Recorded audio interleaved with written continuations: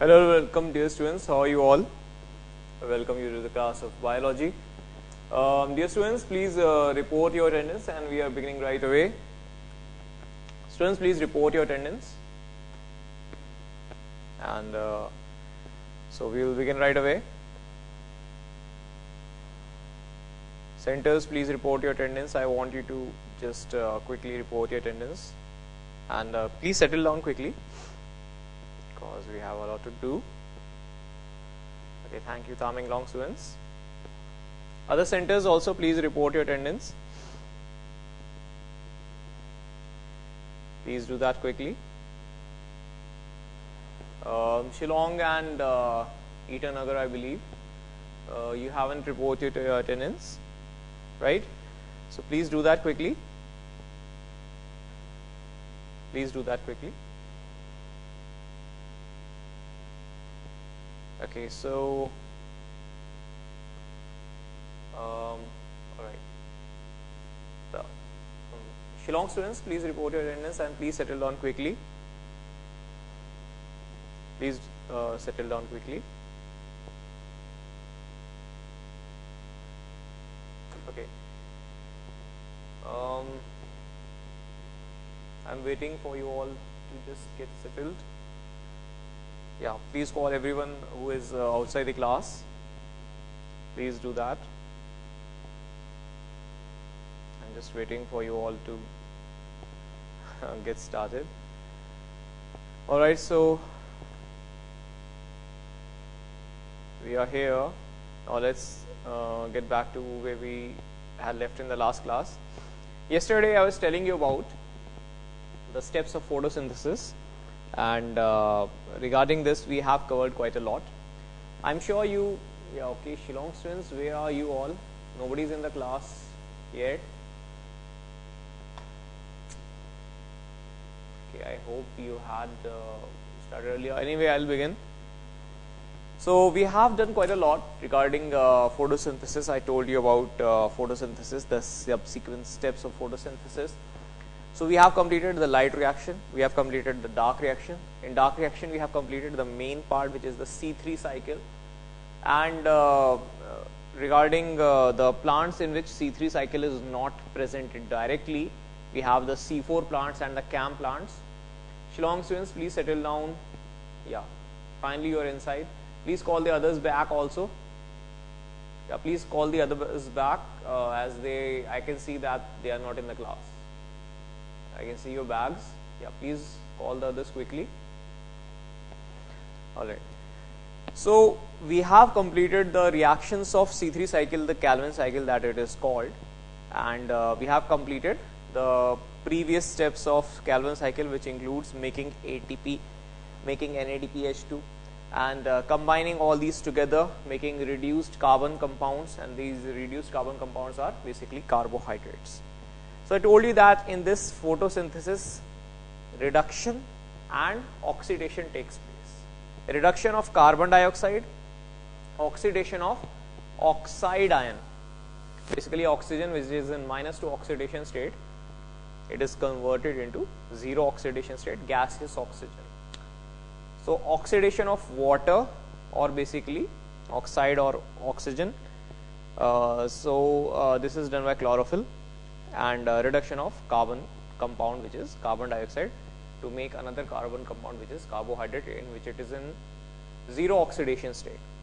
So this is basically photosynthesis. Because it is occurring in the presence of light, we call it as a photochemical redox reaction, photochemical reduction and photochemical oxidation reaction combination, that is photosynthesis. Okay. So finally, we have completed yesterday we have completed the C4 plants, the C4 cycle, and CAM plants also we have completed. So do you remember what are the properties of C4 plants? C4 plants versus C3 plants. Can you tell me at least two differences between C4 and C3 plants? Can you tell me at least two differences between C3 and C2 plants? In C4 plants, the first carbon fixation product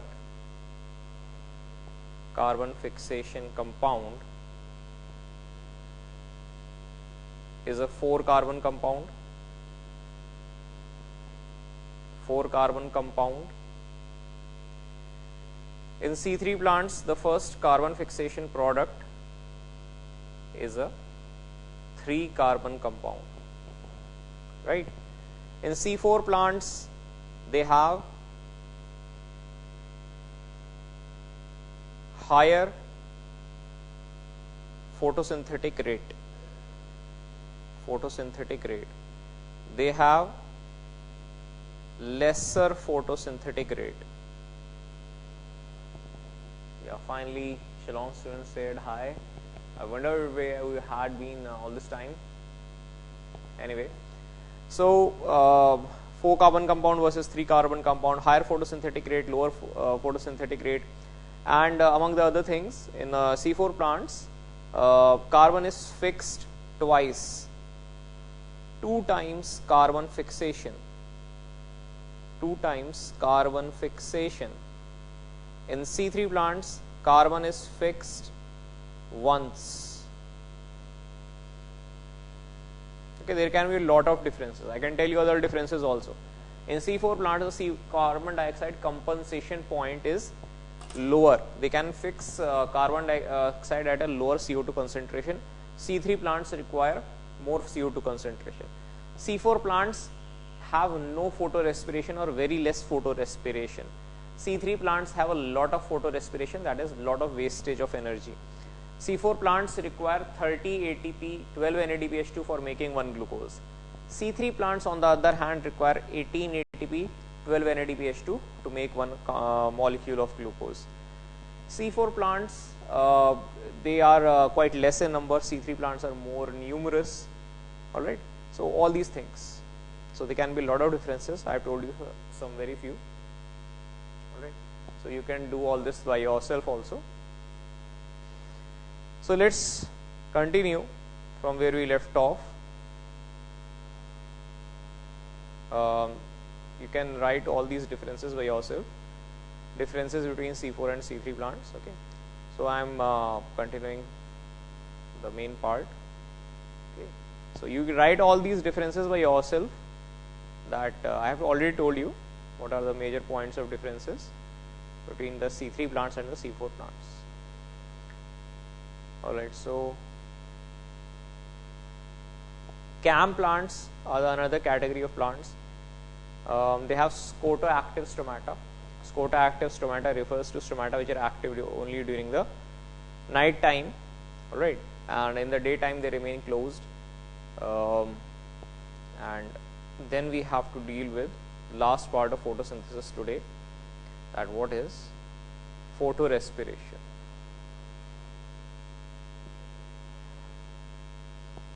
Do you have any idea about photorespiration? Do you have any idea about photorespiration?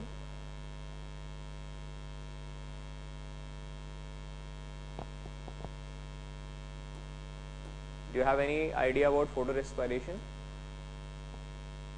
Okay, yeah, Shillong students, also report your attendance, and after reporting your attendance, because now everybody is inside, you can also write the answer to my question. Do you know about photorespiration, yes or no? Do you know about photorespiration, yes or no?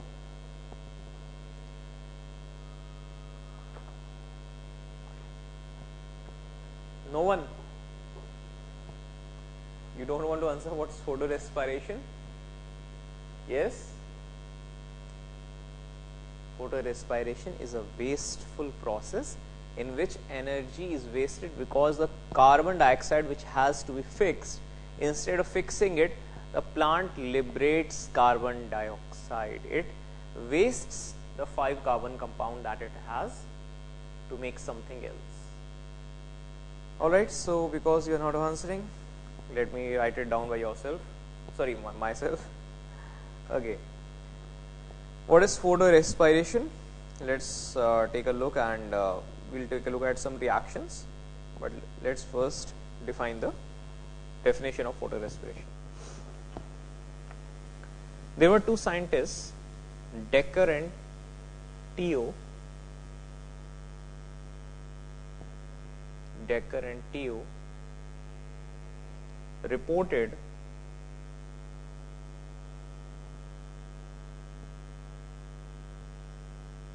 that light induces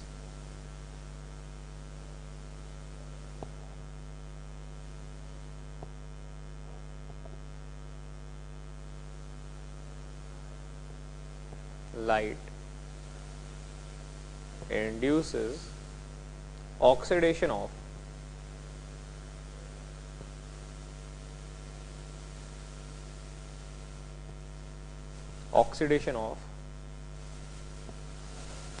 photosynthetic intermediates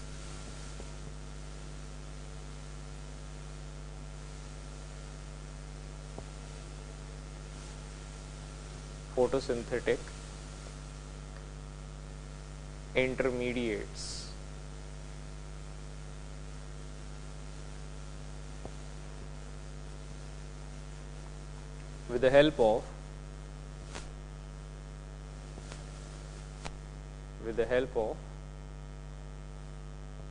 oxygen in tobacco. With the help of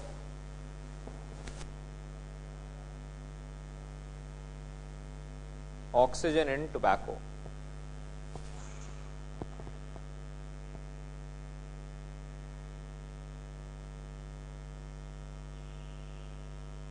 Okay. So this phenomenon is called as photorespiration.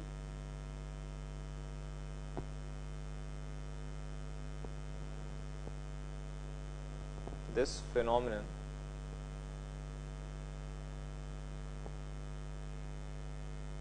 is called as photorespiration.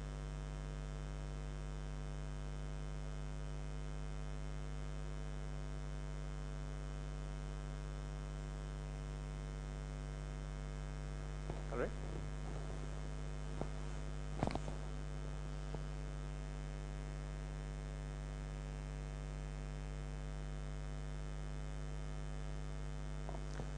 And photorespiration is defined by later scientists who gave the full definition that what exactly is photorespiration. So there was a scientist called Krotkov. Krotkov defined, do not necessarily write down the name of scientists, learn the name of scientists by heart, because there is very less chance it will come.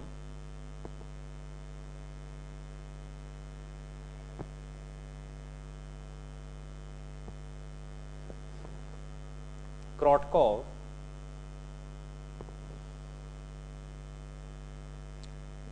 defined photorespiration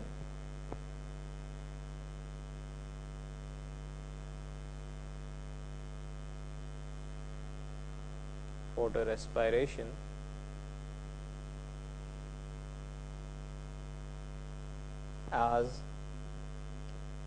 extra input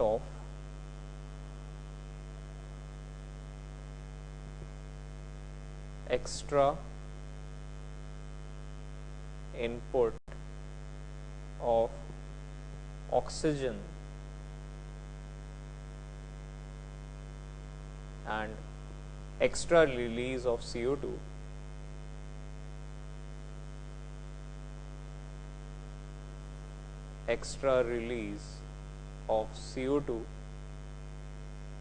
by green plants.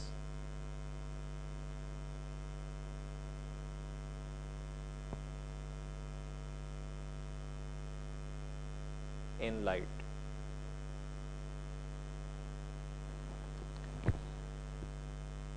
So basically they do not require so much oxygen. They will normally, in normal circumstances, they will actually require oxygen only for their respiration purposes. But what is happening in photorespiration? They are using some more oxygen. So where is this more oxygen going? This more oxygen is going in making some useless substances for which energy is wasted, and also there is extra release of carbon dioxide. So this is the most accurate and the mini definition you can say, which can define photorespiration, right? Right. So let's continue. In photorespiration, there is uptake of oxygen. In photorespiration,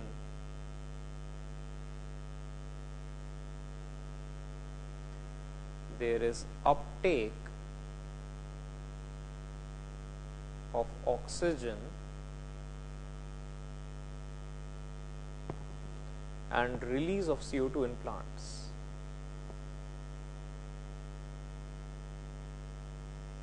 And release of CO2 in plants, and results from, and this results from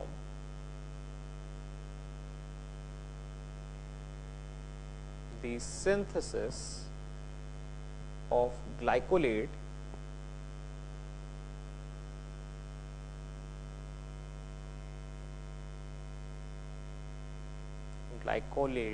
glycolic acid is all, the anion of glycolic acid is called glycolate in chloroplasts,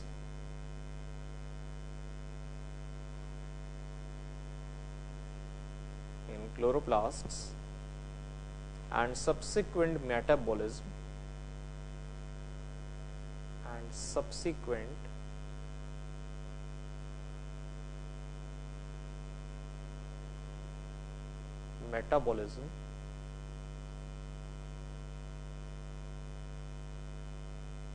of glycolic acid in the same leaf cell, or glycolate in the same leaf cell.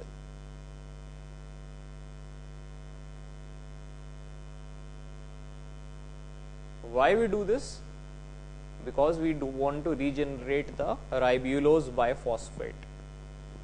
Please write this down quickly.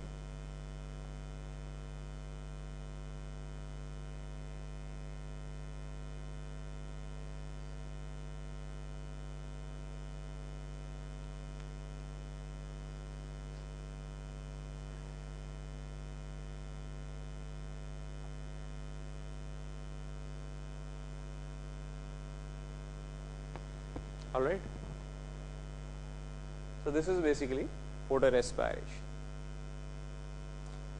Now what you have to learn for the exams, for the exam purpose, I can show you the complete photorespiration cycle. But for the exam, most important questions, because photorespiration is not given in detail in NCERT. For exam purpose, you have to learn some points, that which are the cell organelles involved in photorespiration. This you must know for sure. Otherwise, it's a bit complicated. I will draw it in the next page. All right. So, have you copied it down? Have you copied it down? I need to make some changes now.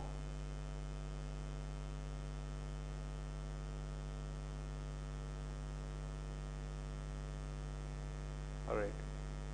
Okay, so now you can. All right. So let me continue with a few points. Therefore, photorespiration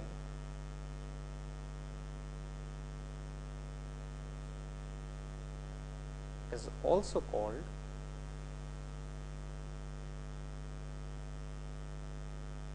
glycolate metabolism.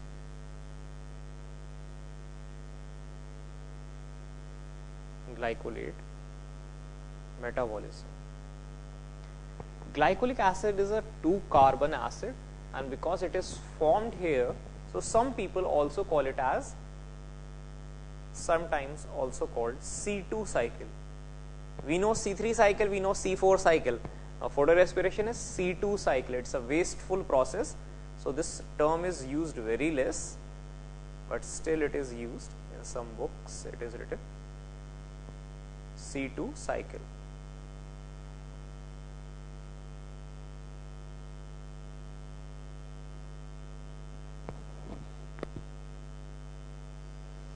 All right,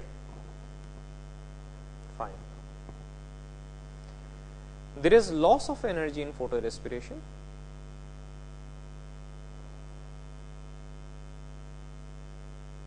There is loss of energy in photorespiration.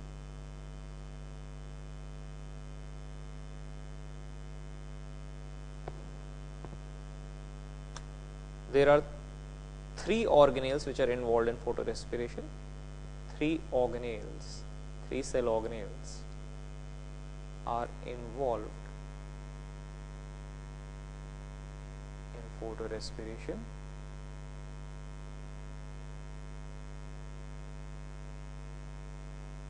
And what are these 3 cell organelles?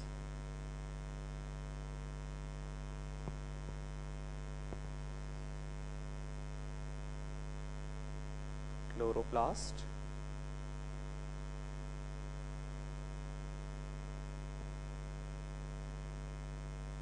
mitochondria,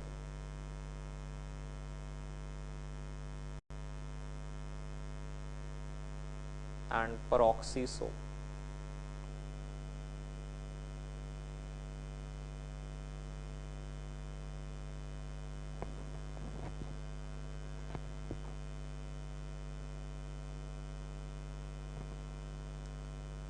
Chloroplast, mitochondria, and peroxisome. These are the 3 cell organelles involved in photorespiration.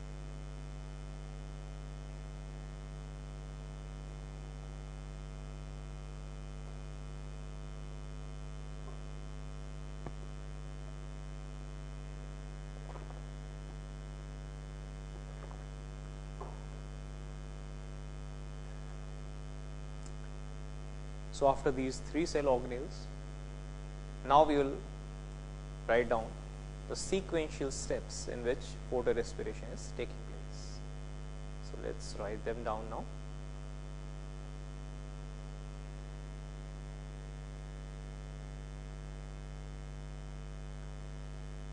First we will begin from chloroplast, then we will move on to the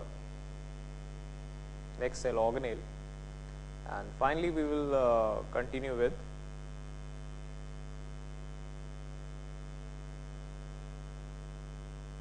chloroplast is involved to a great degree. So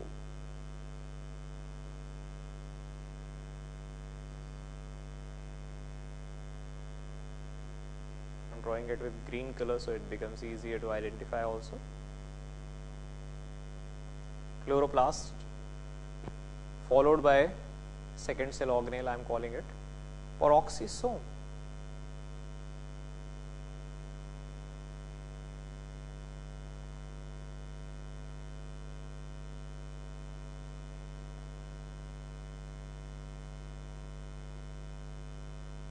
And then there is the third cell organelle which is involved here also.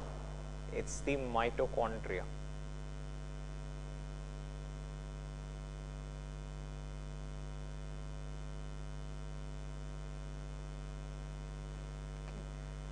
So this is for mitochondria.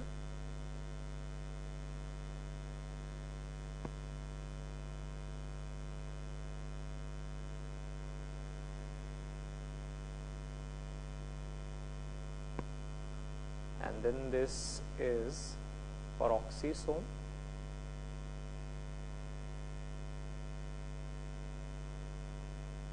This is, no doubt, this is chloroplast.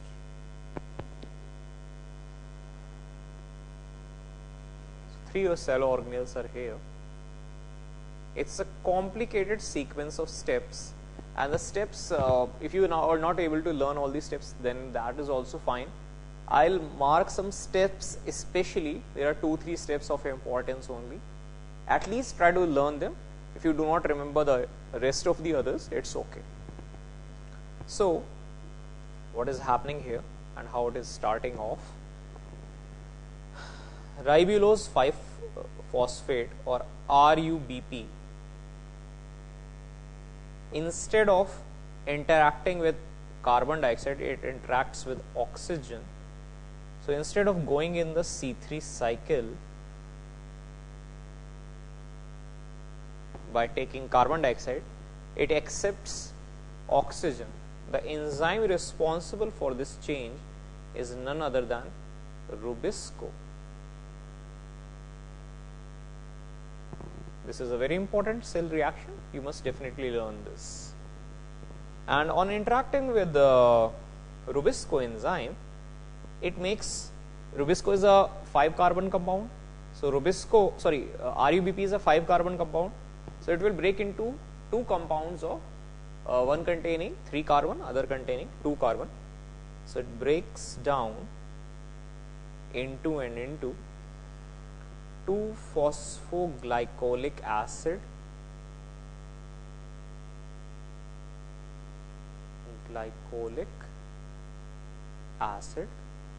or 2-phosphoglycolate. Both are one and the same thing. Why? Because any acid, any organic acid, when we take H plus out of it, it becomes ate. Like acetic acid becomes acetate, propionic acid becomes propionate, right? Formic acid, take H plus out of it, it becomes formate. So similarly, phosphoglycolic acid, phosphoglycolate, pyruvic acid, pyruvate. These things happen. Never get confused in this terminology. 3-phosphoglycolic acid. Glyceric acid. This is not glycolic, this is glyceric acid.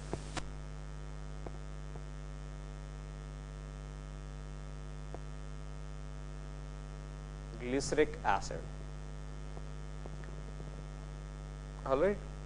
And 2-phosphoglycolic acid gets converted into glycolate or glycolic acid. Glycolic acid, or you can also call it glycolate. Both are one and the same thing. Enzyme acting here is called phosphatase, which removes phosphate group. So glycolic acid is here. This glycolic acid enters the mitochondria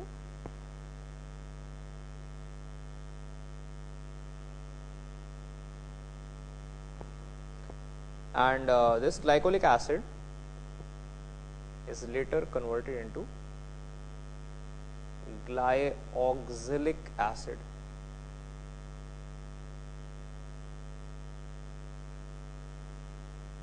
Glyoxylic acid. And glyoxylic acid, or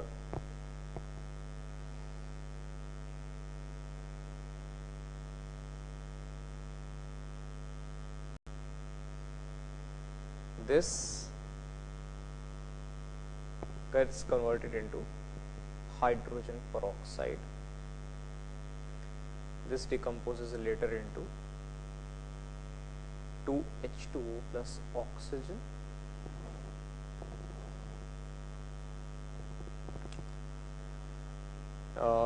Anyway, this is another matter. Glyoxylic acid gets converted into glycine. Glycine is an amino acid, everybody knows it. Glycine is the simplest amino acid. Alright. 3-phosphoglyceric acid, it is also converted into glyceric acid.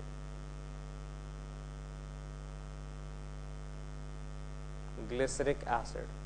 In making glyceric acid, how do you make glyceric acid into 3-phosphoglyceric acid? By the use of ATP. This cycle I will complete later. Let me come from top bottom. 3-phosphoglyceric acid can enter into the Calvin cycle. 3-PGA. So the cycle is starting from phosphoglycolic acid here, and after a very long sequence of steps from bottom to top and then from top to bottom, after involving 3 cell organelles again and again, finally we will get 3-phosphoglyceric acid, and this phosphoglyceric acid will now enter the C3 cycle. So this is the most important reaction. First reaction is this one, and the other reaction is regarding phosphoglyceric acid. So the cycle starts with phosphoglycolic acid and ends with 3-phosphoglyceric acid, which enters the C3 cycle, and this happens in chloroplast. So for the people who do not want to learn the details of photorespiration, because normally it will not come in great detail in your exams, this much is sufficient. I am writing few more steps that I can also give you in the notes. So if you want to write, you can write, but at least try to understand. That is more important. There is no need to write each and every step. It's okay. So glycine now enters mitochondria from peroxisome, and here glycine gets converted into serine, another amino acid. Serine amino acid now enters peroxisome. Here this serine amino acid is converted into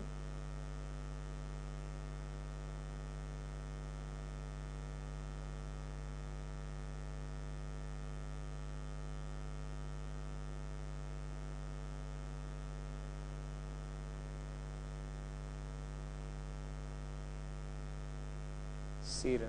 Serine is converted into hydroxypyruvic acid,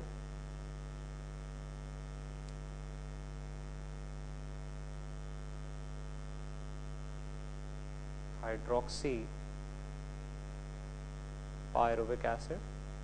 Hydroxypyruvic acid is converted into glyceric acid.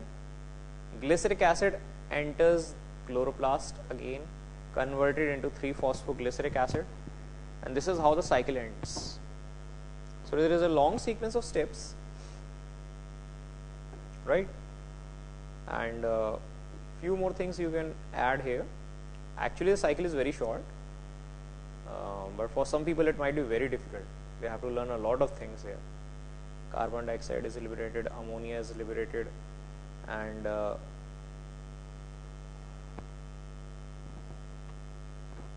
here what's happening is NADH2 is formed. NADP plus NAD,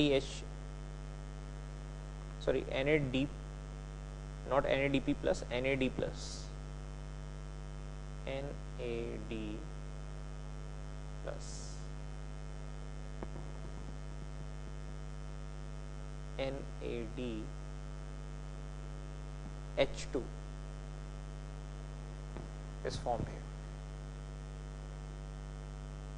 So this is over. This is the biochemical pathway of photorespiration.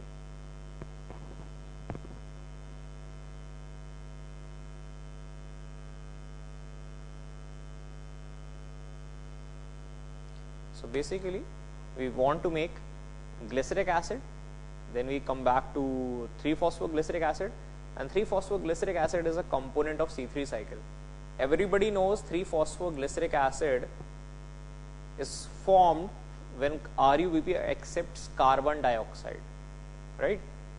So we are starting from 2-phosphoglycolic acid and 3-phosphoglyceric acid. 2-phosphoglycolic acid is converted into glycolic acid, then glyoxylic acid, then glycine, then serine. So some people can say, sir, there is no loss here. Is there anything lost here? Is there anything lost here? Is there anything that is lost here? Yes. Is there anything that is lost here? Nobody wants to answer? What is the loss here?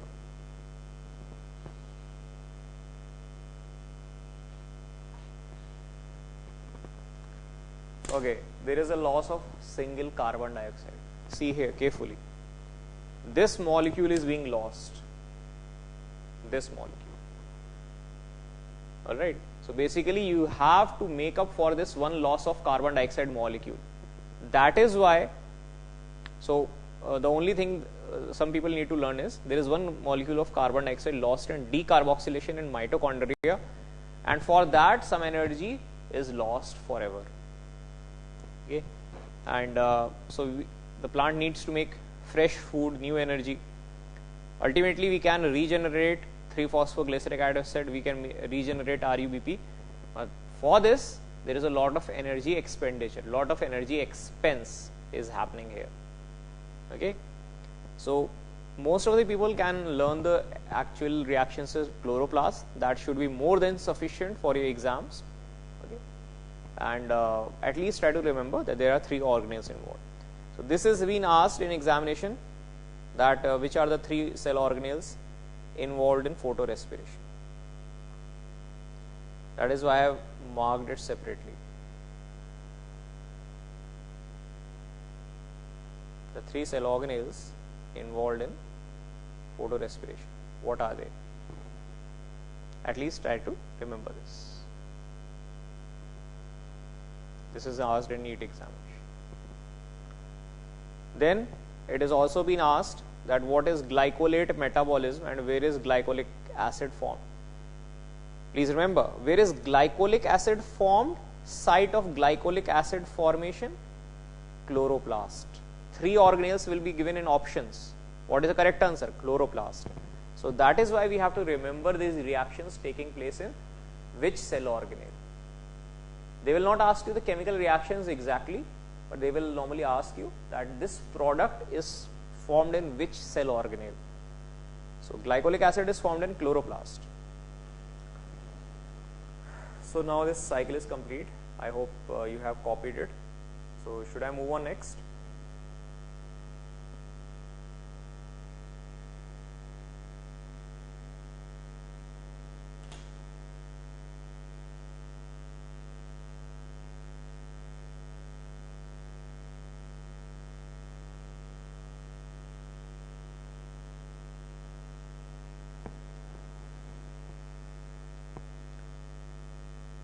So please, yeah.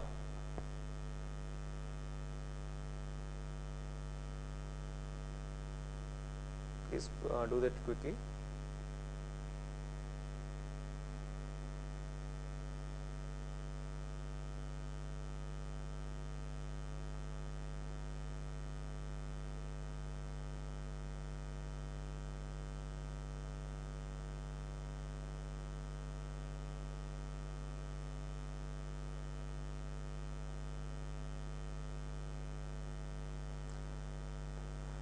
Okay, finally, you have done it.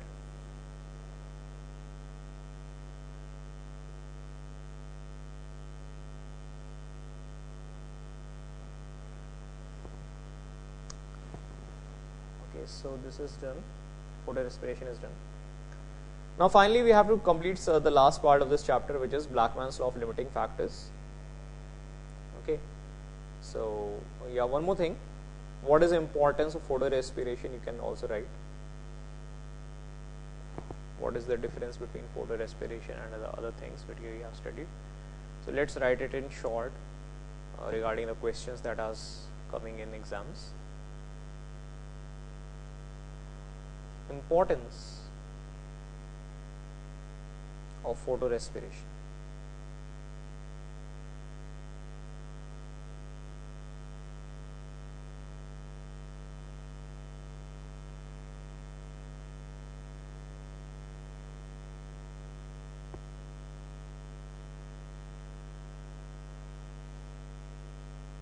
Importance of photorespiration. So you can write here, photorespiration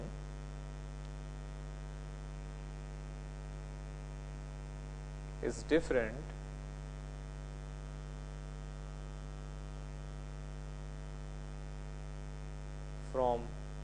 photosynthesis and respiration.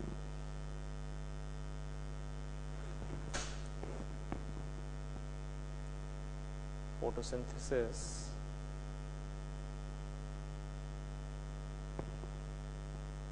and respiration,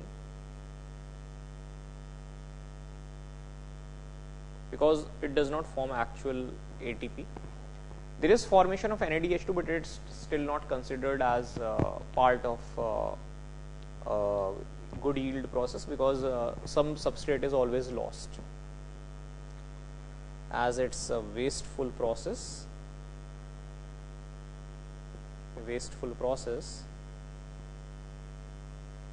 And there is no net yield of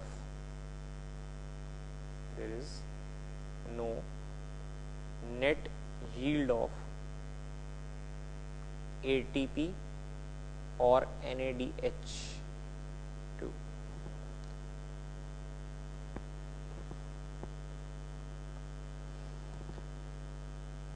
Any increase in oxygen concentration. So question, if it is asked, what will be the effect of oxygen increase in the atmosphere on green plants? So you normally, if such kind of a question is asked, you will always say that in such condition photorespiration rate will increase many times. Any increase in oxygen concentration,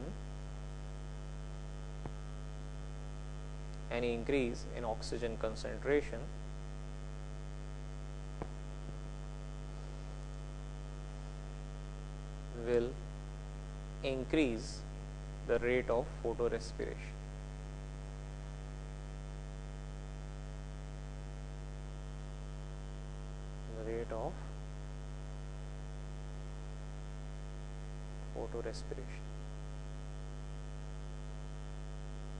Right?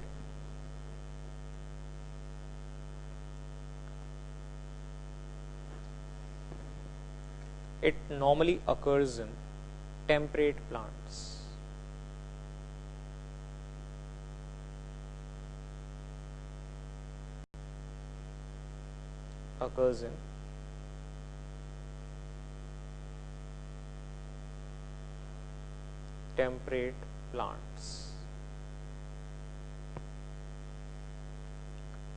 Few photorespiring plants are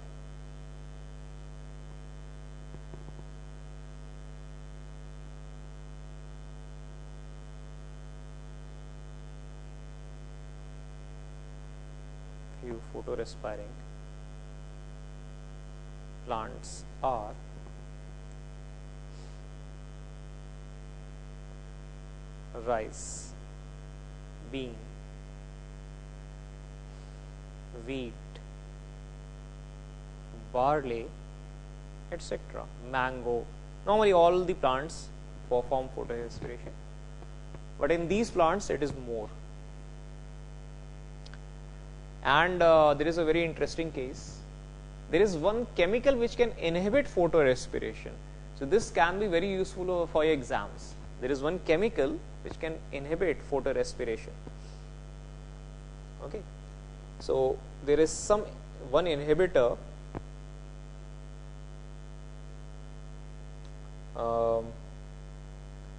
which is called hydroxysulfonate. You can say here, this is an important point. Inhibitors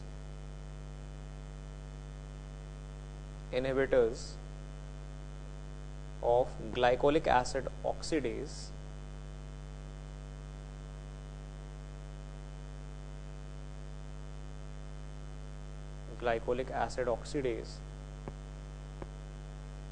such as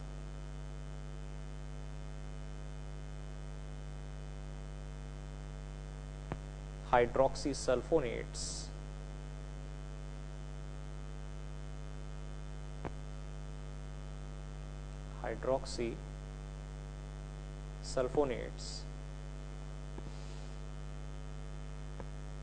inhibit photorespiration.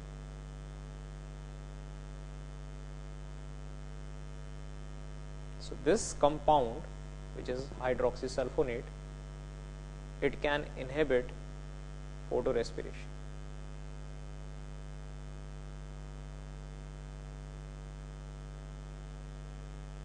So you have to spray it, and that's what it is.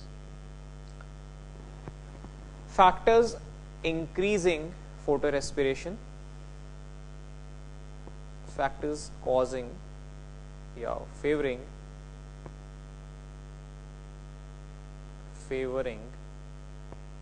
photorespiration are, last point of photorespiration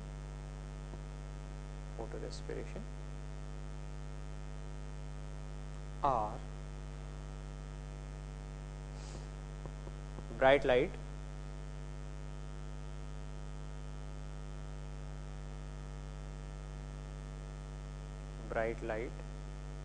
high temperature,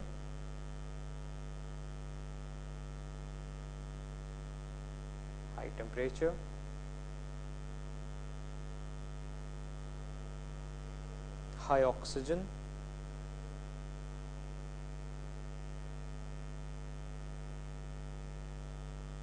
oxygen, low CO2 concentration.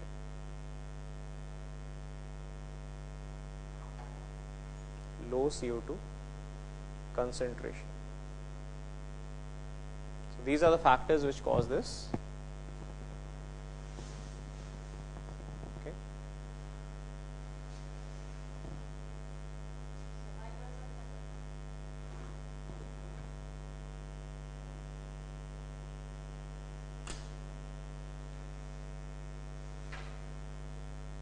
All right.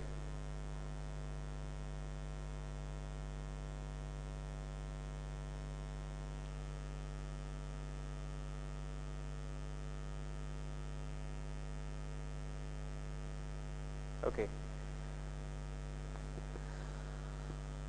So this is the end of photorespiration.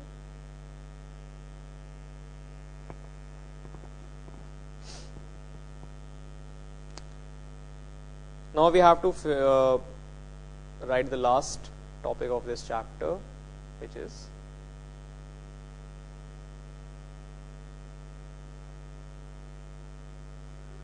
Blackman's law of limiting factors, or factors affecting photosynthesis.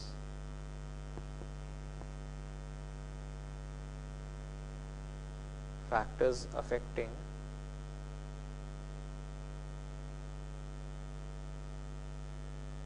photosynthesis or Blackman's law of limiting factors.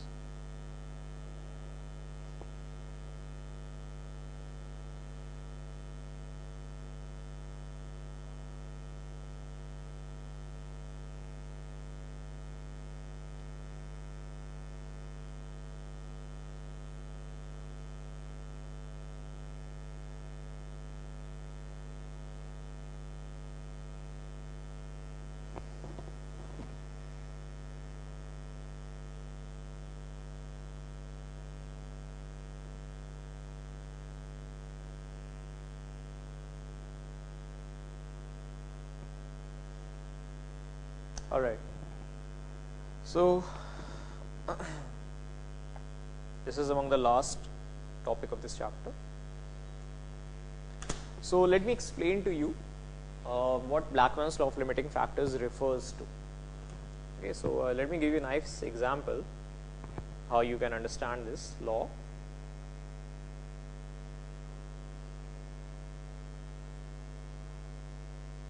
Suppose you have a bucket of water.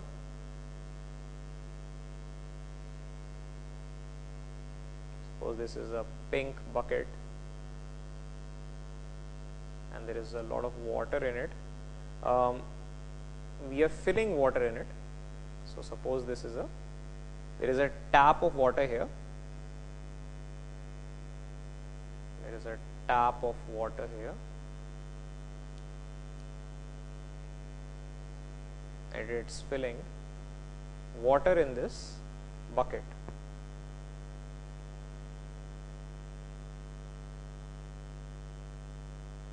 Okay.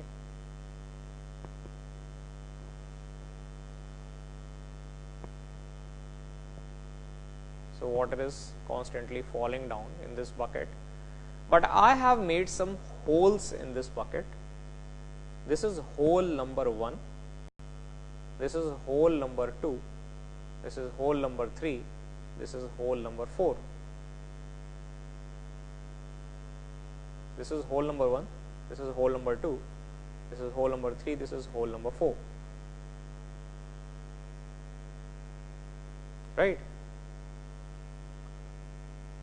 So, what will happen? What do you suppose will happen? Up till which height in this condition? There is a bucket with 4 holes in it and there is water in the tap. So, up till which height will you expect the water to be filled in the bucket? Up till which hole will the water be filled in the bucket? Hole 1, 2, 3 or 4? I am just doing this to make you understand Blackman's law of limiting factors. So, can you tell me? It is not a hard question. There are 4 holes in the bucket and up till which height will the water fill? Okay, yeah, alright. So, I can see your hands now. Okay, so you do not want to get up from your seats, I can see. So, everybody is lazy in these winters, alright, okay, so yeah, fine. The water fill up to hole number 1. So, I can see your fingers, yeah. So, that is only up till this hole, very good. The water will fill up to this hole only, okay. Now, what will happen if I seal this hole? If I seal this hole,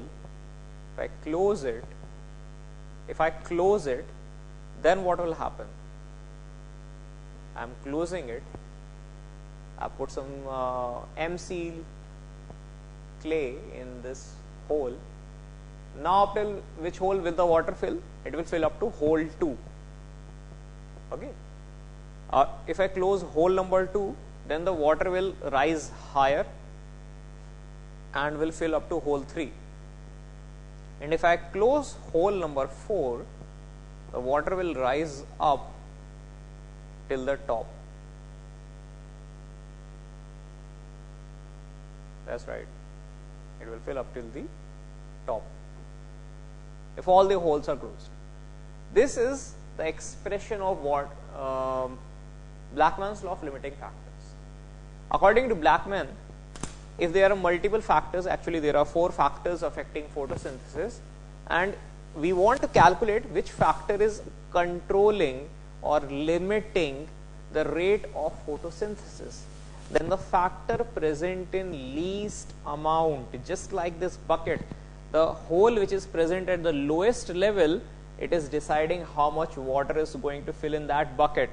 So, similarly, this law says that the factor which is affecting photosynthesis and is present in least amount, least quantity, it is going to control the overall rate of photosynthesis. If you increase this factor, then something else will become limiting. If you control something else, if you increase the concentration of something else, close that hole, then the photosynthesis will increase further up till something else becomes limiting. Something else becomes limiting after that. So, 1, 2, 3, 4. So, this is the explanation of Blackman's law of limiting factors. Everybody understands this statement? Everybody understands this now? Just like this bucket, water is filling up constantly up, right, as I am closing the holes.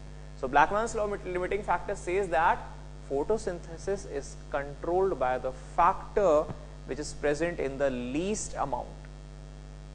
Alright. So, let us continue.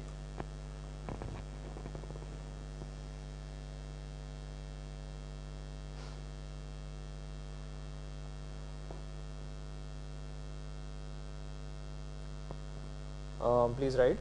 Blackman proposed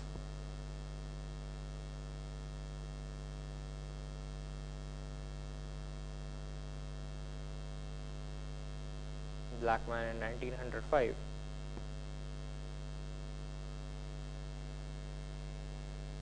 proposed the law of limiting factors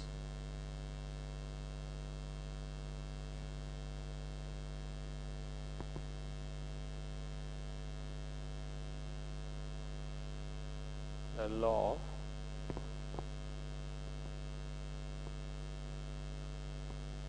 limiting factors according to which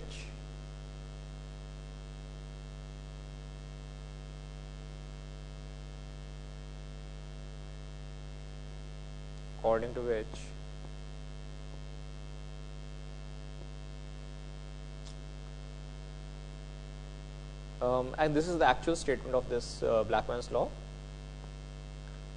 When process is conditioned to its rapidity, when process is conditioned to its rapidity, so this is just difficult language that English is famous for. So the type of language that the old scientists or the old people and even the present scientists use to make the language so confusing so that nobody is able to learn it. So this is one of those examples. I gave you an easier example to understand it. This is just the example of the most difficult form of English language. When process is conditioned to its rapidity by a number of factors,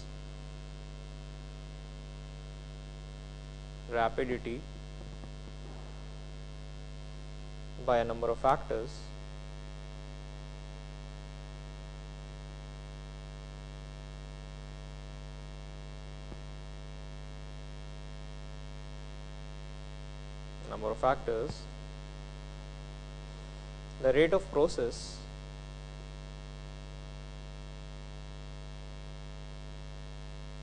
of process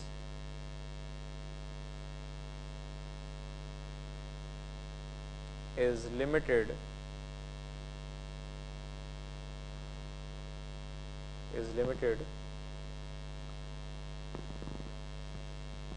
by the pace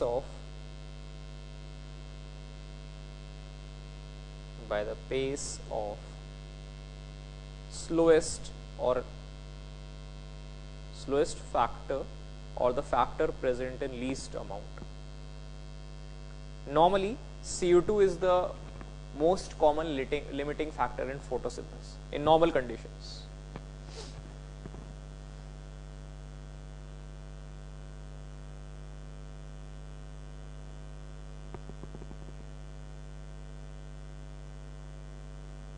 So you can write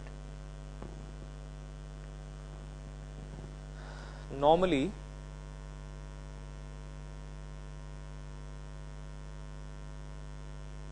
CO2 is a limiting factor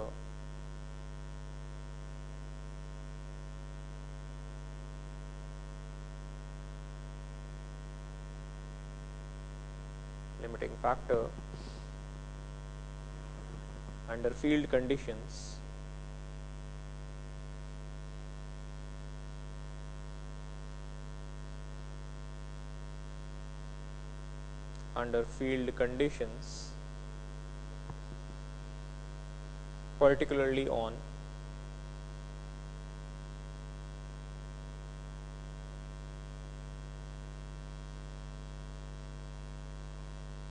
clear summer days under adequate water supply.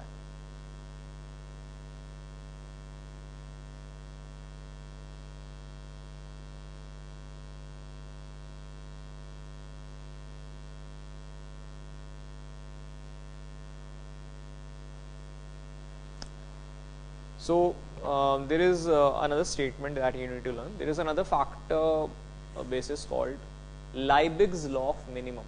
Liebig's law of minimum is also similar to Blackman's law of limiting factors. So you can say Blackman's law of limiting factors is a modification of Liebig's law of minimum.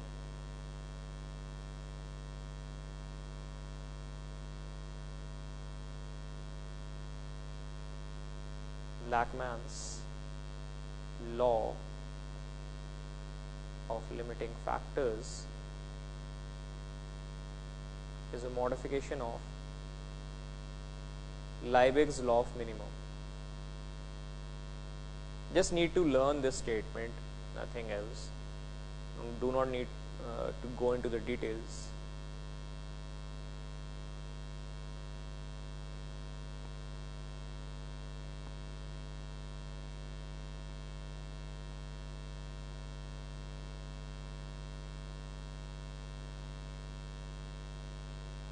Liebig's law of minimum.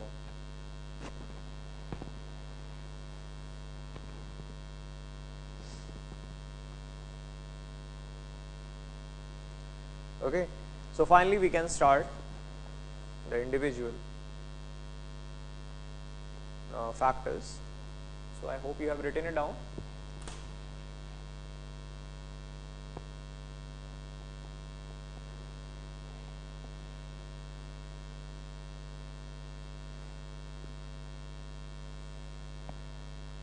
I hope you have written it down, right?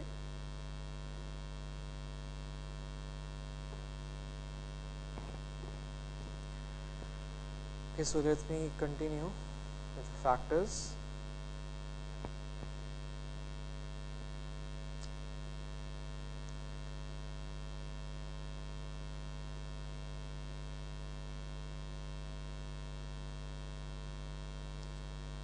So first of all is the list of external factors. External factors are four. One is the internal factor. This is not written in this way in NCERT. In NCERT directly it is written that there are four factors, but I am giving you a slightly different modification of this classification. I am telling you there are four external factors: light, temperature, anything else, water, anything else, carbon dioxide concentration. These are external factors. Internal factor is only one, which is protoplasmic factor. Okay, yeah, roll up.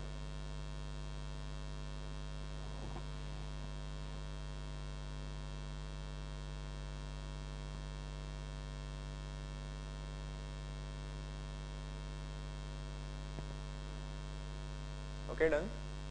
Let me know as you have finished.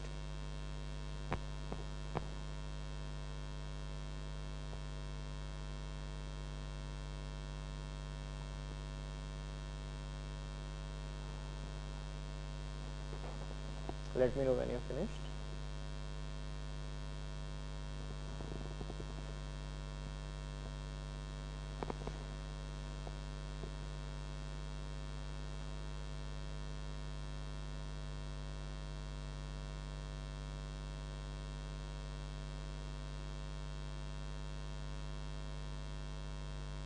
Done?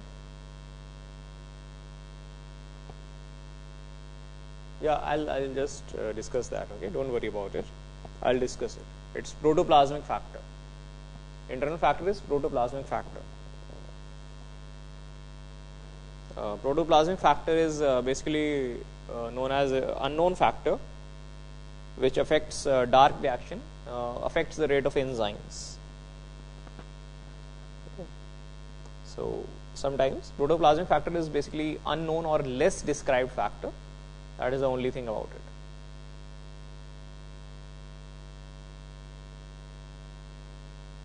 Okay.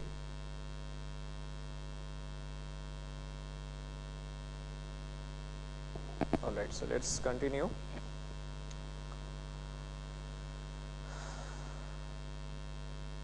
The main factors, which are the external factors.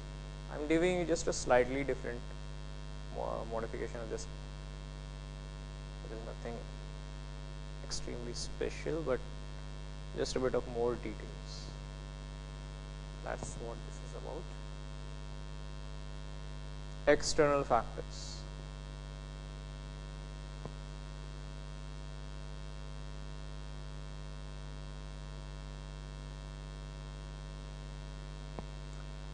In NCERT, these are the only factors. According to NCERT,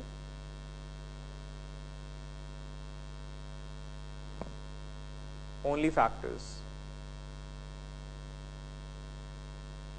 according to NCERT. So in exams, if it is given, you can safely say that these are the only factors, but there are some other factors besides this also. So I'll mention this separately, so you can put external factor in brackets. So this will help you in remembering that the only factors affecting photosynthesis are as follows according to NCERT. Then at the end I will tell you what are the other things. So first is light.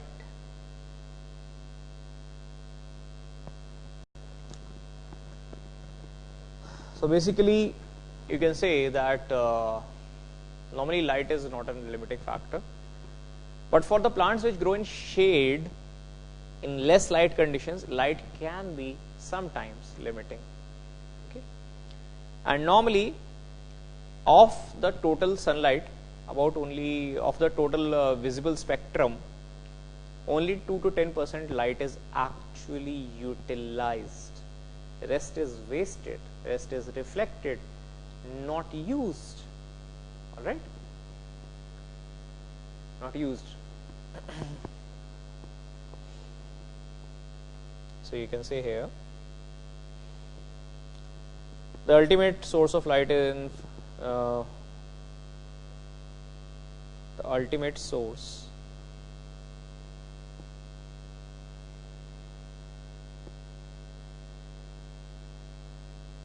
of light for photosynthesis in plants is solar radiation.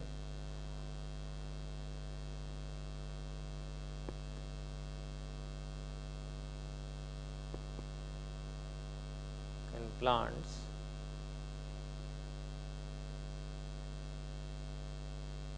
is solar radiation.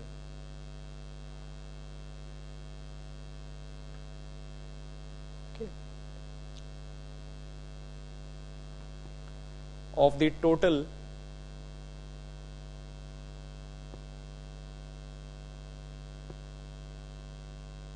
solar energy reaching Earth,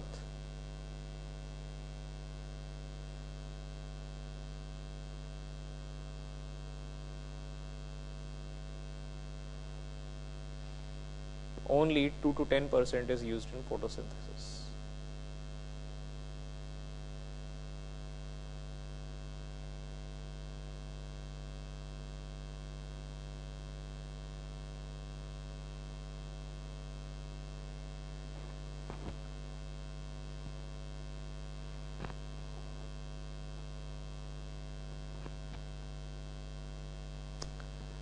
Now, how does light affect intensity of light, quality of light, duration of light?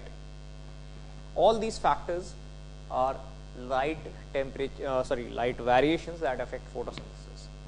How does light affect? You can say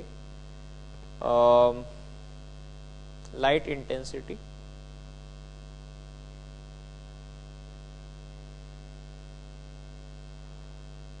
light intensity, light quality,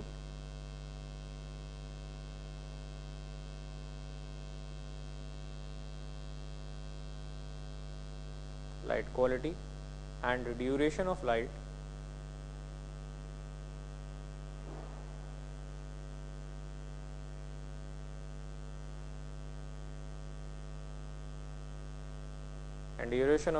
affects photosynthesis.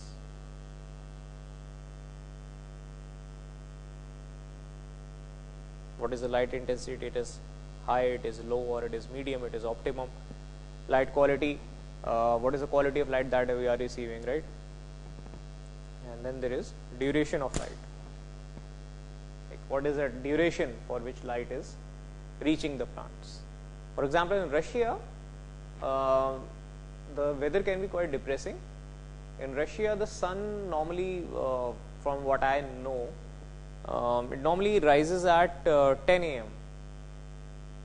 in Russia, and it sets at about 6 a.m. So there is hardly about 6 to 8 hours of light. So most of that time, other time these people, well, it also depends on which part of Russia you are from. But talking about Moscow and area surrounding Moscow, normally the sun rises in winters at around 10 a.m. and sets at about 6 p.m. So weather can be quite depressing there. Most of the time it's only cold. People long for sunlight, not like India. That is why Russians like India so much. They love the sunlight. Yeah, oh sorry, yeah, I forgot. Okay, light quality, this includes wavelength. By quality of light I mean wavelength.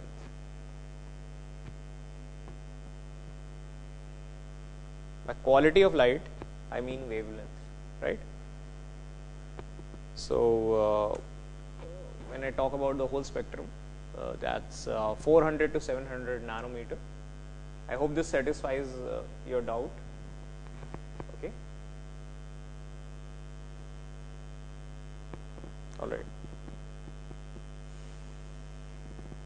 I can give you all details also, but this should be enough.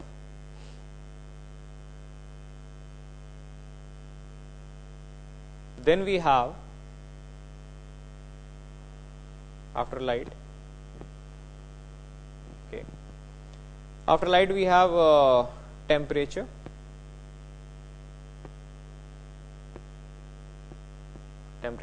Look, light intensity you can do it by yourself. Light wavelength you already know. Duration of light you also get the idea. Okay. So that's why I'm not describing in great detail. If you want a discussion, I can give you after this. But let me complete this chapter, because it's been too long since we are stuck on photosynthesis. So I want to complete it today, and then I can tell you in detail about this thing. Temperature, you can write here that the optimum temperature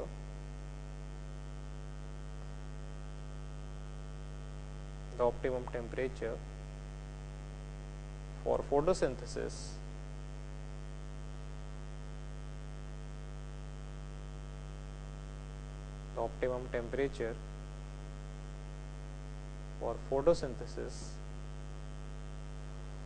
is 20 to 35 degrees Celsius.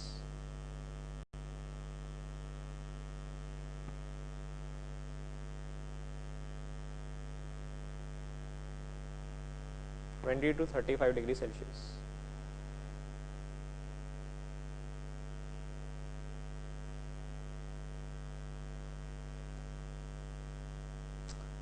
And what will happen if the temperature increases too much? What do you expect will happen if the temperature is increased too much? What do you expect will happen if the temperature is increased too much? If temperature is increased too much, it will have an adverse effect on photosynthesis. Why? Because the enzymes, they will convert into denatured form. Denatured form means if you take an omelette and you prepare it out of an egg. Omelette represents the denatured protein and denatured enzymes. So that is what happens to proteins when they are subjected to high temperature. Same thing happens. So you can say, if temperature is increased too high,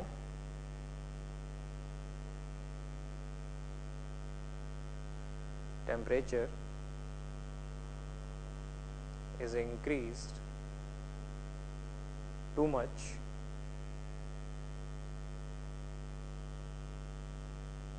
photosynthesis will actually decrease.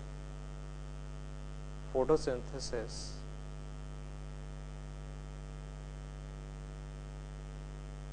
is also reduced many times.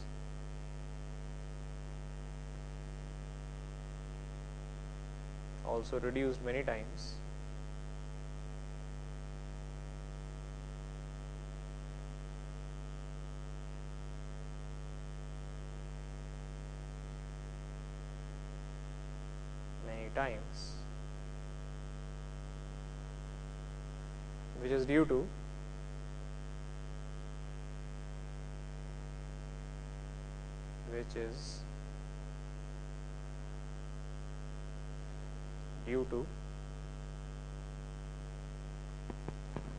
denaturation of enzymes involved in the process.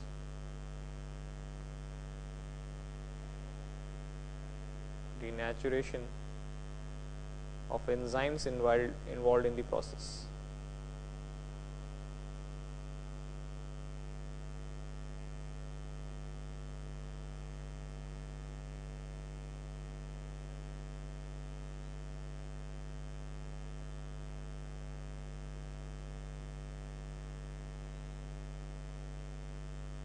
Right?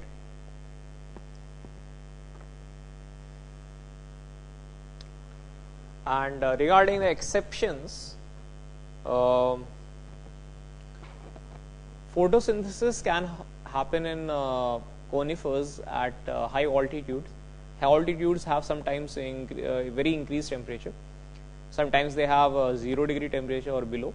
Sometimes they have high temperature also because of high sunlight intensity. So conifers show a very great variation in photosynthesis rate at temperature. Between 0 to 20 they perform very little photosynthesis, and up till 35 degrees Celsius in hills they can also perform photosynthesis. There are some algae in hot water springs, and they can perform photosynthesis at about 75 degrees centigrade due to spatial adaptation. Okay, but it is not normal. It is by spatial adaptation only. Okay. Next comes carbon dioxide.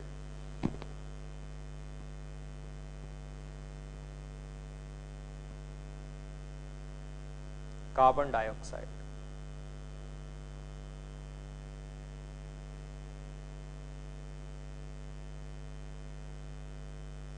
What about carbon dioxide? In atmosphere, the normal concentration of oxygen is the normal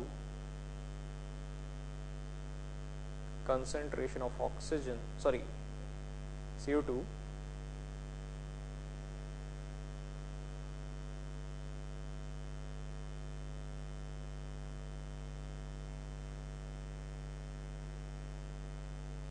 in the atmosphere is 0.036%. Okay, or you can also write it as 360 parts per million.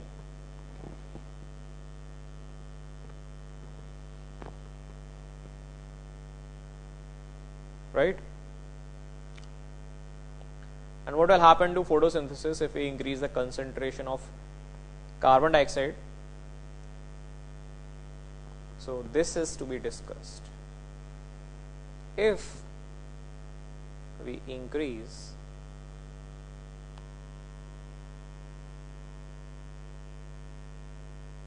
the concentration of carbon dioxide, then photosynthesis rate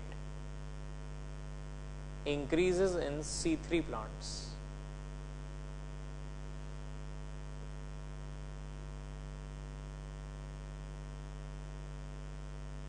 Not for C3, not for C4 plants.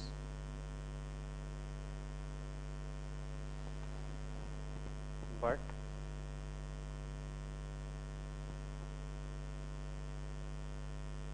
not for C4 plants.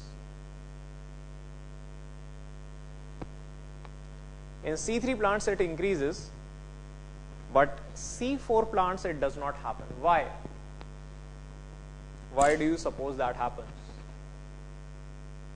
If we increase the concentration of carbon dioxide, when we measure it in the laboratory, so we find that if we increase the carbon dioxide concentration to about 1%, so up till that 1% concentration or 1000 ppm, photosynthesis will increase.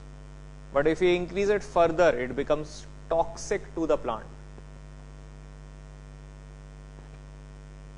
Zero photosynthesis. I am not sure I understand what you are trying to say. Okay, let me explain.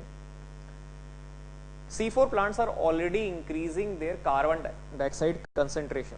Sorry. C4 plants are already increasing their carbon dioxide concentration. Okay. And because they are increasing this carbon dioxide concentration, so what is happening? They are concentrated it in the bundle sheath cells from the mesophyll cells. So because of this, if you increase the atmospheric CO2 concentration, it will not affect these C4 plants so much. All right, but if you increase it for C3 plants, then it becomes very beneficial to them, because then photorespiration will decrease and photosynthesis will increase many times. Okay. So this technique is used in greenhouses for growing very large fruits and vegetables. In greenhouses, there are some farmers which grow extra large fruits and vegetables like snake gourds and lots of vegetables. Any vegetable that you grow in a greenhouse, in increased CO2 concentration, their size will increase many times. This technique is used in greenhouse.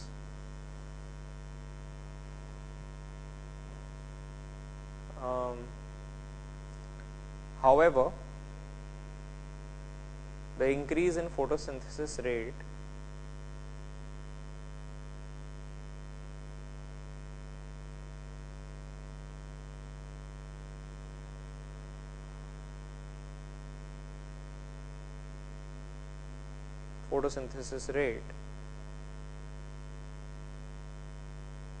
is only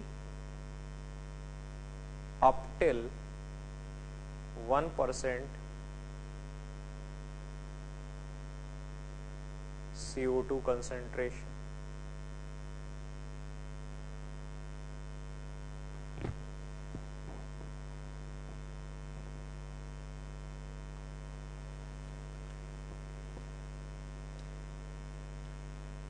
Only up till that time that increases.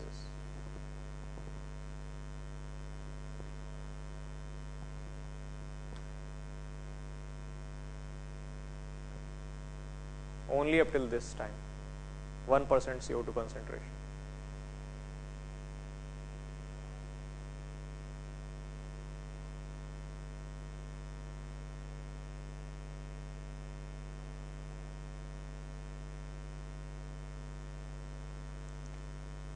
This technique is used in growing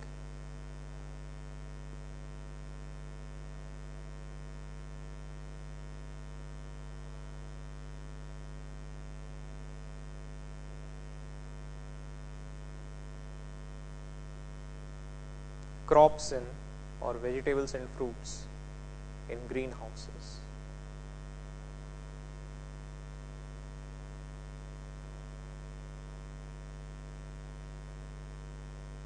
We control the CO2 concentration in greenhouse, and because of this there is large increase in photosynthesis, larger fruits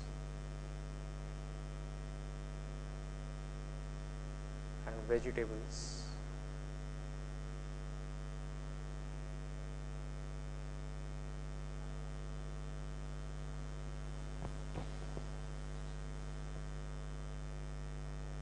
Larger fruits and vegetables.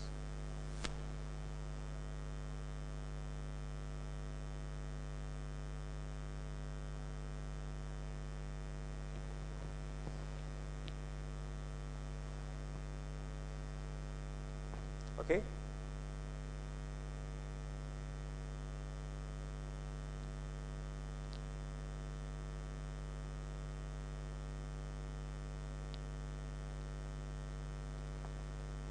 All right, so after this,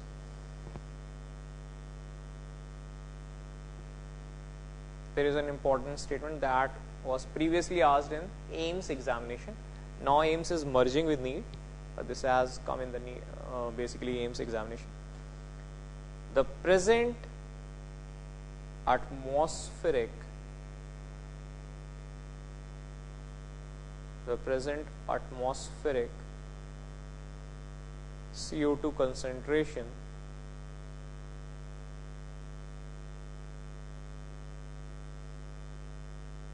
is limiting for C3 plants. So what does this mean? That actually in AIMS, this statement was given as assertion form. The reason statement was, with rise in global warming, the rate of photosynthesis in C4 plants will also increase. This is wrong. In C3 plants with global warming, the rate of photosynthesis will increase. So basically they will, if even the CO2 concentration increases further, then this is nature's own mechanism to bring it down. Okay, C3 plants will perform photosynthesis and decrease the total CO2 concentration in atmosphere. But for C4 plants it will not happen. C4 plants are already nascent number and they already have a limiting rate of photosynthesis. So the assertion is true, but reason was false in that question. Continuing further, water. Water is not mentioned as a separate product, but in photosynthesis it is actually very much required. It is required, right? It's not mentioned normally, but it is required. So let us do this. Water. Water normally does not act as a limiting factor in photosynthesis. Normally act as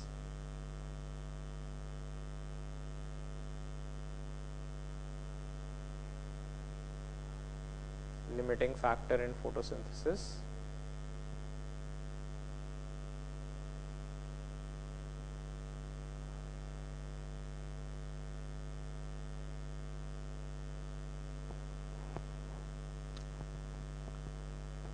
Because less than 1% water absorbed by the plant is used in photosynthesis.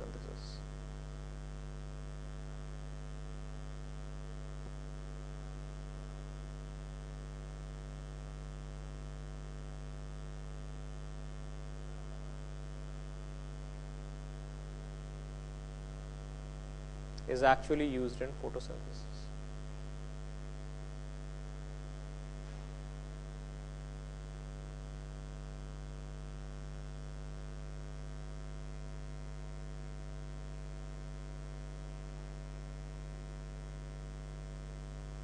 Right?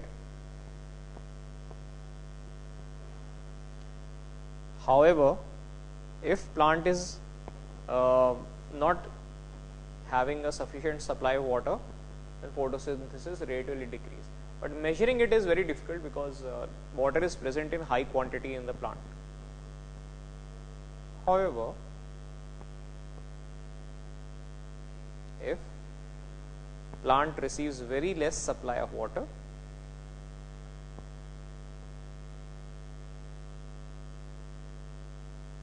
very less supply of water,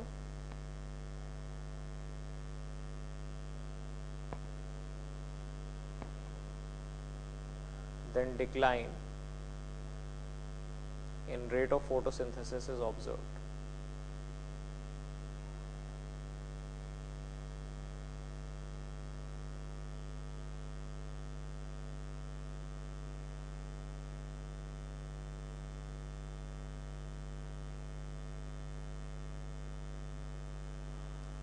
Right?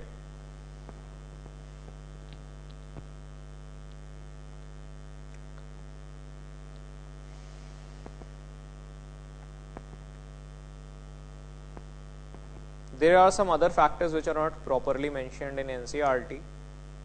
Up till now, it is NCERT. After this, I am telling you few more things that is not mentioned in the NCERT.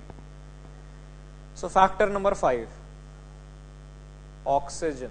It's not properly mentioned in NCERT the way it should have been given, so that I'm writing it separately. If oxygen concentration increases, all right, then photosynthesis rate will decrease. I'm writing it in short. Increase the oxygen, and then that means photosynthesis will decrease.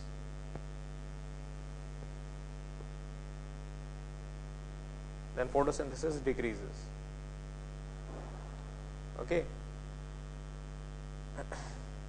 And oxygen is not limiting factor for photosynthesis. And you just need to write a statement about Warburg effect. There is an important statement associated with oxygen concentration, so please write it down. An increase in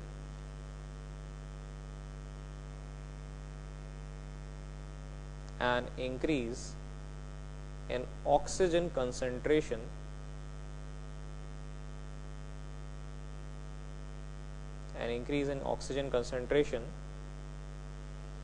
decreases photosynthesis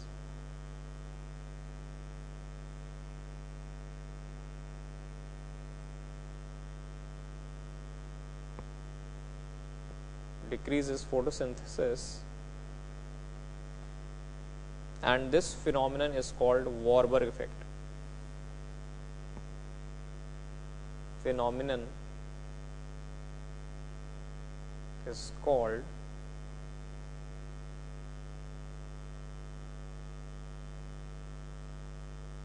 Warburg effect.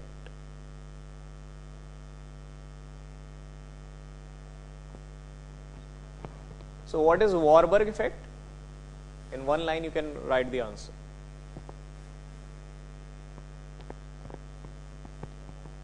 Why it happens? It happens because of photorespiration. Because of photorespiration.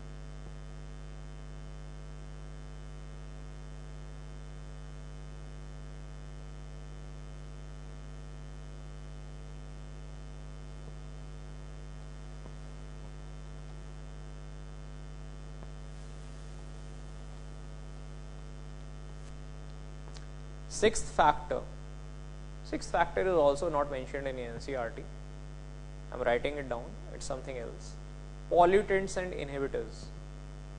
Look, this thing comes every year in your NEET examinations, and still it is not mentioned in NCERT the way it should have been mentioned. This is definitely important. Pollutants and inhibitors. Every year there is a question from this, and I'll explain why. Then only you will remember what type of question is asked from this topic. So please write first of all oxides of nitrogen. Oxides of nitrogen means NO, NO2, N2O, like this. Oxides of nitrogen and hydrocarbons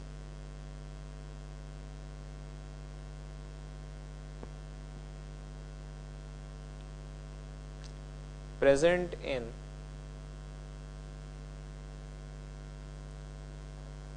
smoke react together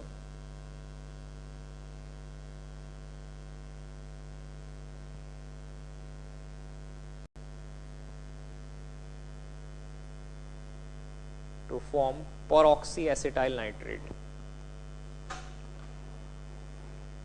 PAN.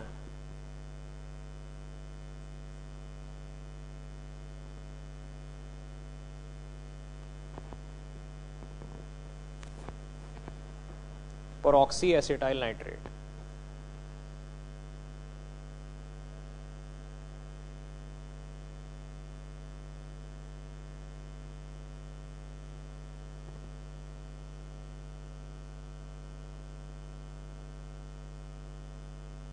Peroxyacetyl nitrate.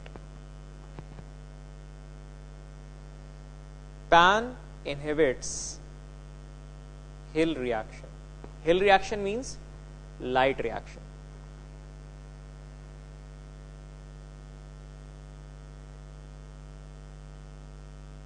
Hill reaction,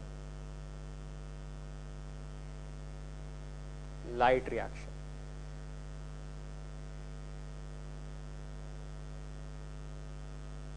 I'll tell you Hill reaction. Wait for some second.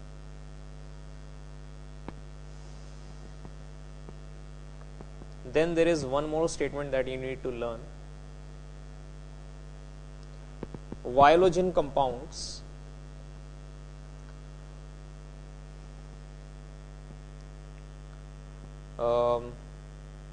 Viologen compounds names are diquat, paraquat, diquat, paraquat,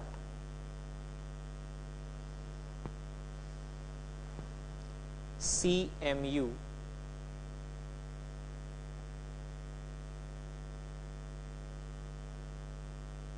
CMU. CMU refers to chloromethylphenyl dimethylurea.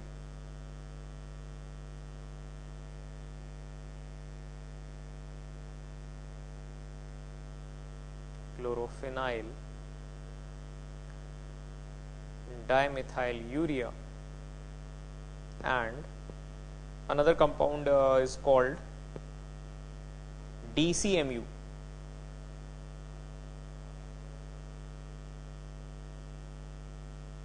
DCMU. DCMU is dichlorophenyl dimethylurea. There is a very important reason why I am discussing these compounds. You need not learn the full names. You can just learn the short names. I am just writing them down so that you can remember better. Urea, bromosyl,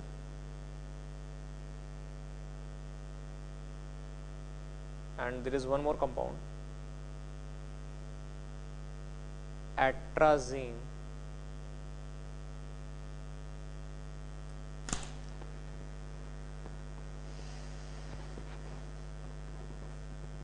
And there is one more compound.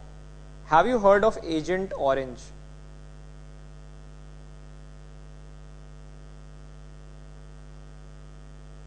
Have you heard of Agent Orange?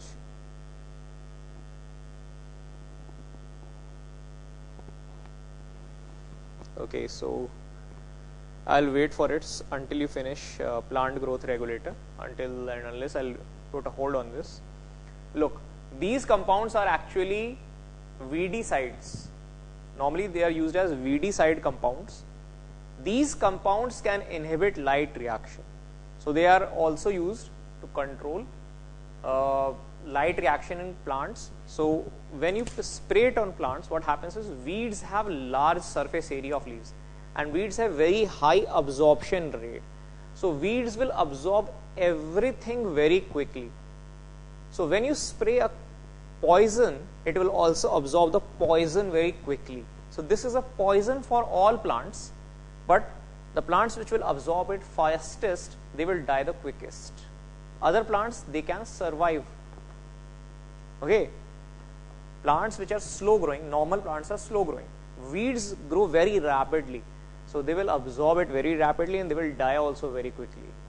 So that is the principle behind VD sites. So what I am trying to tell you here are inhibitors or poisons of photosynthesis. Poisons of photosynthesis.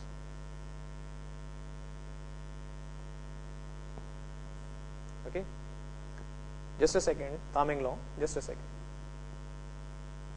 Yeah, I'll tell you. So this is point number 6. Point number 7, minerals, external factors.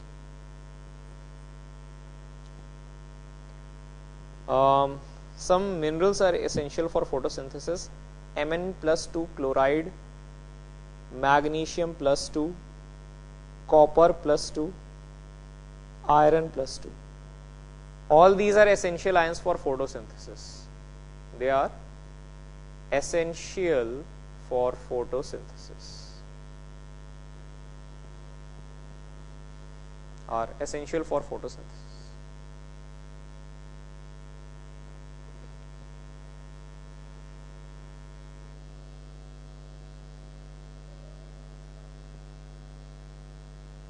If you decrease the concentration of any of these ions, photosynthesis will be directly affected.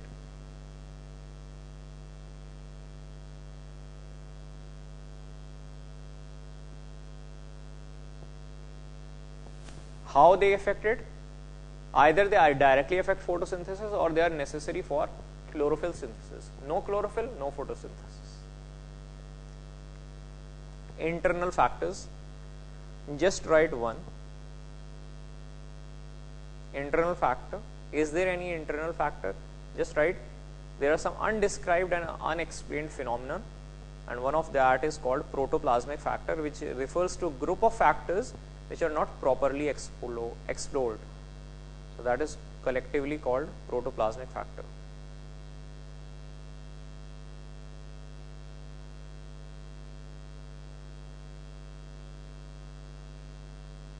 Unknown factors.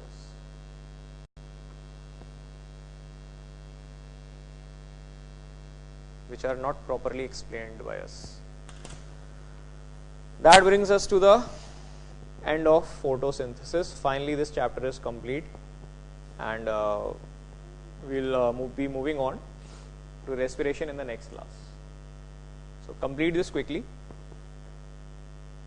Complete this quickly.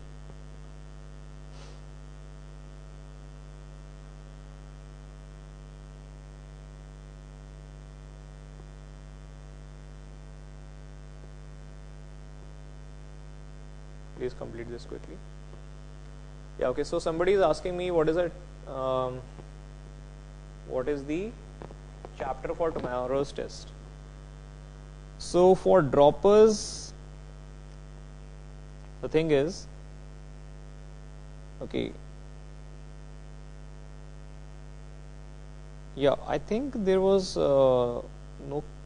You haven't been told yet, right?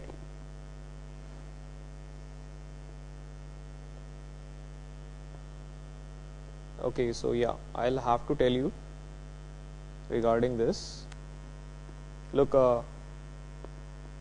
basically you have completed plant kingdom plant kingdom, morphology, anatomy, and cell division, right? So you can give it for cell division, and there is something else also. Wait a second.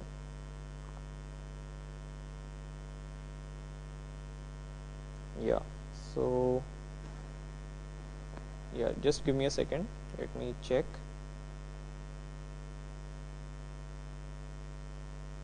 So you have not given it for I think you have not given this chapter test for cell division, right? So that in that case you will have to give it for cell division, because cell you have already given, right? For chapter cell you have given the test, right? For chapter cell you have given the test.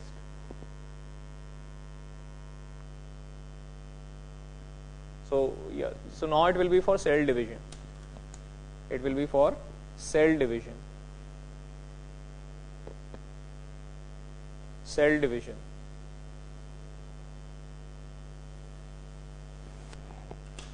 Okay. So I'll write it down. I'm just writing it down. Test.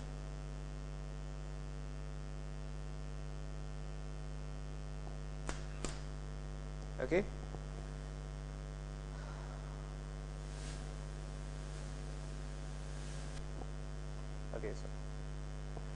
Okay, so thank you. I'll see you in the next class next week. So up till then, please take a quick revision, and if you need any help, in revising or anything, let me know. Okay. So thank you, and have a good day ahead, and best of luck for the test. Thank you.